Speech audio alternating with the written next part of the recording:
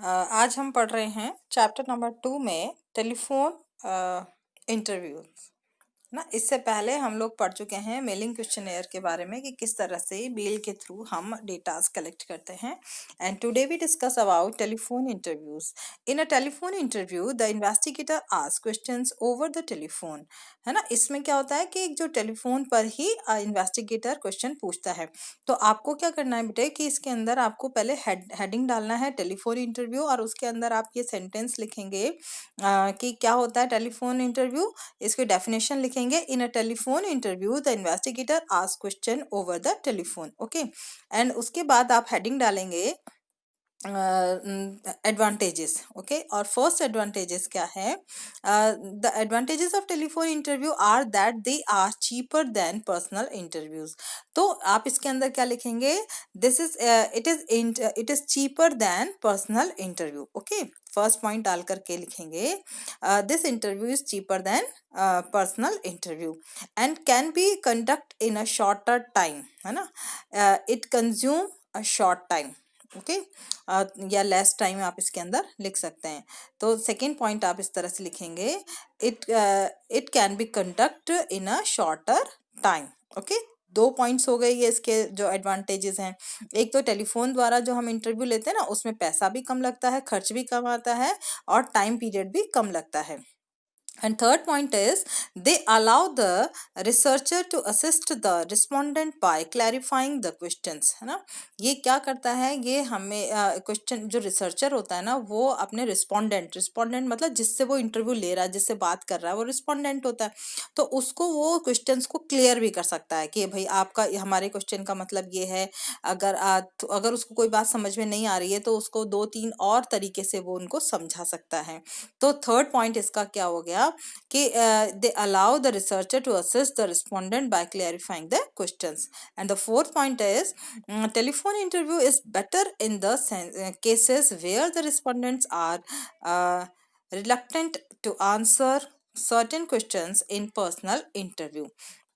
क्या होता है कि अनेक बार जो है ना पर्सनल इंटरव्यू के अंदर जो रिस्पोंडेंट होता है ना, वो जवाब देने में झिझकता है, उसको थोड़ी सी शर्म या झिझक महसूस होती है। तो टेलीफोन इंटरव्यू में ये क्या होता है कि ये सारी झिझक, इसकी कोई चांसेस नहीं होते और बेझिझक होकर के जो रिस्पोंडेंट है वो अपना आंसर दे सकता है, ठीक है। तो उसके बाद आप देखिए The disadvantage of this method is access to people, as many people may not own telephones. अब इसके अंदर क्या है डिसएडवांटेज इसका कि कई लोगों के पास में अपने फ़ोन नहीं होते हैं, या फिर जैसे आजकल के टाइम पर तो खैर वैसे मैक्सिमम लोगों के पास फ़ोन है, लेकिन इंटरनेट की सुविधा हर एक के पास अवेलेबल नहीं होती है कि आप नेट के थ्रू आप अपना जो मंगा सकते हैं ना। तो यहाँ पर हम टेलीफोन की जगह हम नेट कनेक्शन की भी बात इसमें लिख सकते हैं कि हर जगह नेटवर्क अवेलेबल नहीं होने के कारण भी हमें इसमें ये इसका डिसएडवांटेज है ना कि many people may not own network, या may as many people faces network problem, just like villages area and interior area, है ना।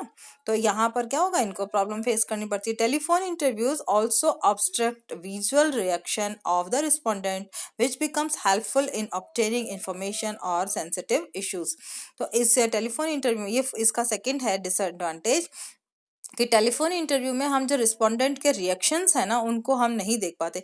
अनेक बार क्या होता है, कुछ सेंसिटिव इश्यूज पर आप जब डिस्कस कर रहे होते हैं ना, तो टेलीफोन जो रिस्पोंडेंट है उसके फेस एक्सप्रेशंस अलग आते हैं, आपको समझ में आ जाता है कि वो झूठ बोल रहा है या सही बोल रहा है या आपकी बात को टाल रहा है। लेकिन फ़ोन पर ये सब चीज़ें ऑब्जर्व कर पाना संभव नहीं हो पाता है। तो ये दो आपके डिसएडवांटेज हो गए। नेक्स्ट आता है पायलट सर्वे। पायलट सर्वे क्या होता है कि जब हम क्वेश्चनेयर कोई तैयार करते हैं ना, तो उस क्वेश्चनेयर को तैयार करने से पहले हमें उसको थोड़ा सा उसका चेकिंग कर लेनी चाहिए।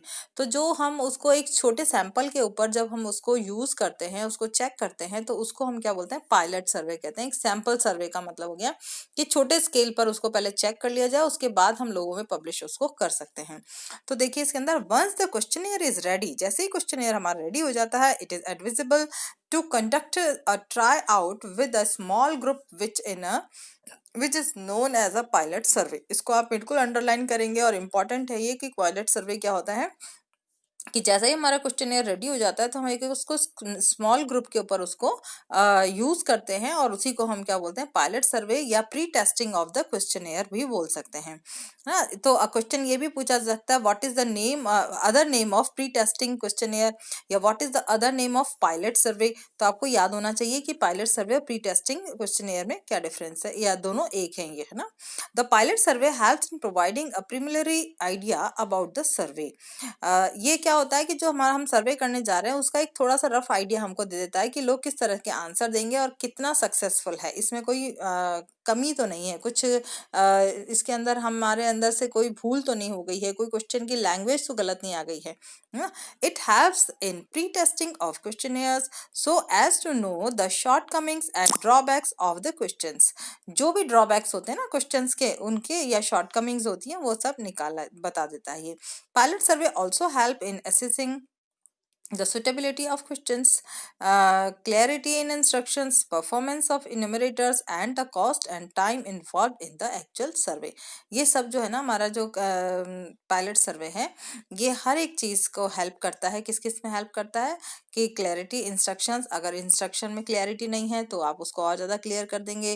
परफॉर्मेंस न्यूमरेटर की, कॉस्ट, टाइम, सब चीज़ को ये चेक कर लेता है। Okay, and fourth point is census and sample survey.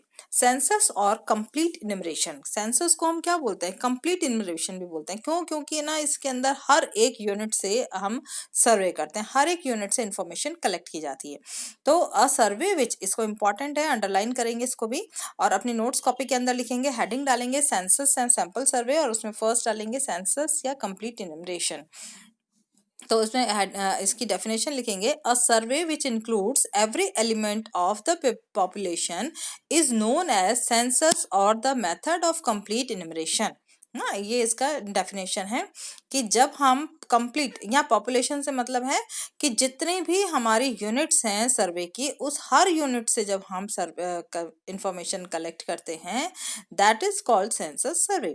If certain agencies are interested in studying the total population in India, they have to obtain information from all the households in rural and urban areas। अगर कोई agency हमारे India की population के बारे में study करना चाहती है तो उसे हर अर्बन एरिया से, हर हाउस होल्ड से इंफॉर्मेशन कलेक्ट करनी पड़ेगी। ठीक है, ये देखिए इसके अंदर ना एडवांटेजेस और डिसएडवांटेजेस, इस पर हम बाद में डिस्कस करते हैं। पहले हम थोड़ा इस क्वेश्चन सेंसस वाले को कर लें।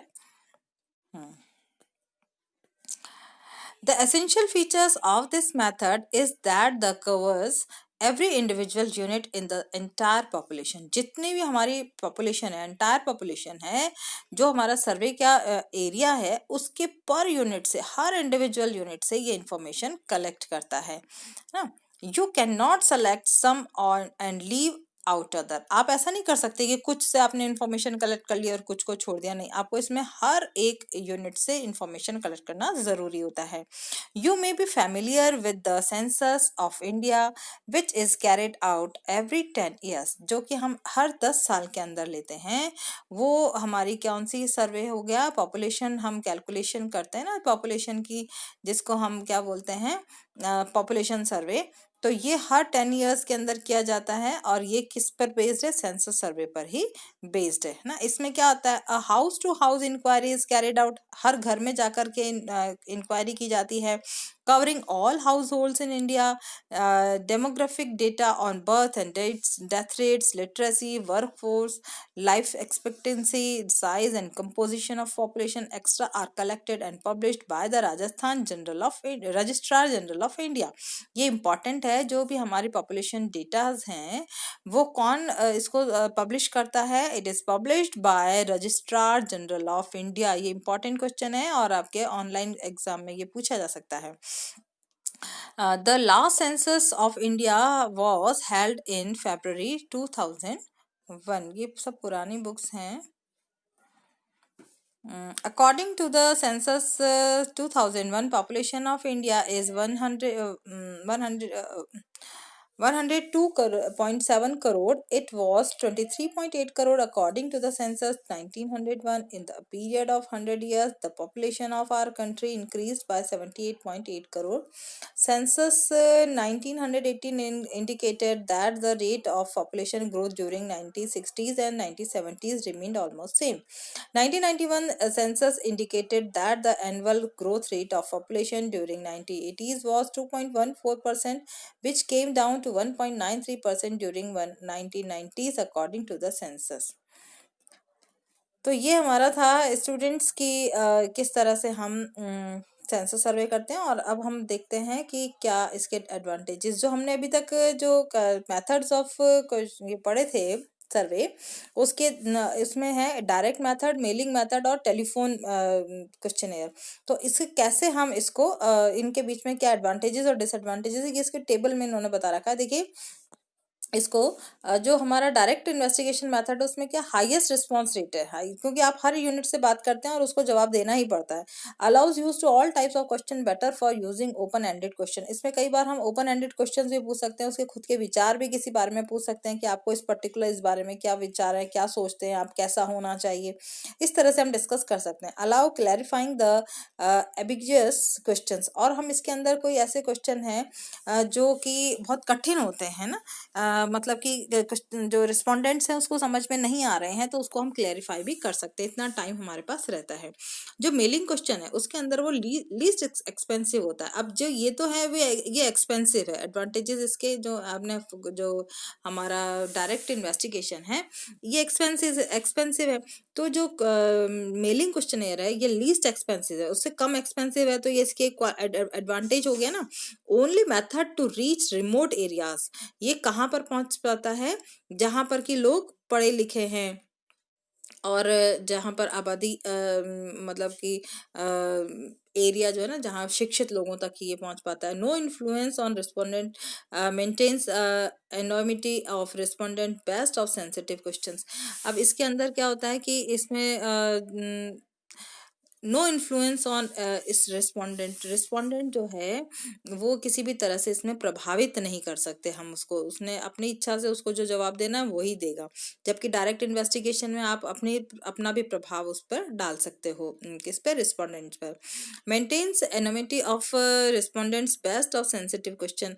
अब इसके अंदर जो सेंसिटिव क्वेश्चंस हैं उसको भी पूछा जा सकता है, जिसमें मतलब कि उसको झिझक ना हो, है ना, जवाब देने में। और टेलीफोन इंटरव्यू के अंदर क्या होता है, रिलेटिवली लो कॉस्ट, इसमें कॉस्ट और कम हो जाती है, relatively less influence of respondent, और इसमें जो इन्फ्लुएंस है वो रिस्पोंडेंट्स पर और भी कम पड़ता है। रिलेटिवली हाईली रिस्पॉन्स रेट, इसमें भी रिस्पॉन्स रेट हाई होती है। और डिसएडवांटेज क्या होता है, जो डायरेक्ट इन्वेस्टिगेशन है ये मोस्ट एक्सपेंसिव होता है, क्योंकि हर एक रिस्पोंडेंट से आपको बात करनी पड़ती है। पॉसिबिलिटी ऑफ इन्फ्लुएंसिंग रिस्पोंडेंट, इसके अंदर जो रिस्पोंडेंट्स है उसके ऊपर उसको आप इन्फ्लुएंस में लेकर के भी अपनी बात अपने ही फेवर में बात मनवा सकते हो। मोर टाइम टेकिंग, इसमें टाइम ज़्यादा लगता है। और जो आपका मेलिंग वाला है उसमें can not be use by illiterates, जहाँ इलिटरेट्स एरिया है वहां पर यूज नहीं हो सकता। लॉन्ग रिस्पॉन्स टाइम, इसका जो रिस्पॉन्स टाइम है वो बहुत लंबा बाद में आता है, क्योंकि पहले आप क्वेश्चनेयर भेजेंगे, फिर वो वापस उसको फिल करेगा, फिर वो आपके पास वापस भेजेगा, इसमें बहुत लंबा टाइम लग जाता है। डज नॉट अलाउ एक्सप्लेनेशन और अन एबिजियस क्वेश्चन, जो ऐसे जो उसके समझ में नहीं आते हैं उसको एक्सप्लेन करने की संभावना नहीं हो पाती, कहीं जगह ही नहीं होती कहाँ कैसे एक्सप्लेन किया जाएगा। Reactions can not B watched, और जो रिस्पोंडेंट्स के रिएक्शंस हैं उसको वॉच नहीं किया जा सकता। एंड नेक्स्ट है टेलीफोन वाला जो मेलिंग है, वो उसके अंदर टेलीफोन क्वेश्चनेयर में, टेलीफोन इंटरव्यू के अंदर लिमिटेड यूज है इसका, क्योंकि जहां पर टेलीफोन फैसिलिटीज अवेलेबल हैं केवल वहीं उसी एरिया के अंदर ये आप ले सकते हो इनके datas. Reactions can not B watched, इसमें वॉच नहीं किया जा सकता। पॉसिबिलिटी ऑफ इन्फ्लुएंसिंग रिस्पोंडेंट्स, जो रिस्पोंडेंट्स है उसको आप इन्फ्लुएंस भी कर सकते हैं, ऐसी पॉसिबिलिटी भी थोड़ी बहुत बनी रहती है, बहुत ज़्यादा तो नहीं होती है, ये थोड़ी बहुत बनी रह सकती है। और स्टूडेंट्स ये जो हमने जितना भी इम्पोर्टेंट बताया उसको अपनी नोट्स कॉपी के अंदर नोट डाउन करेंगे। अपनी नोट्स कॉपी जो है टाइमली चेक करवा लें स्कूल में आकर के। Thank you and have a nice day.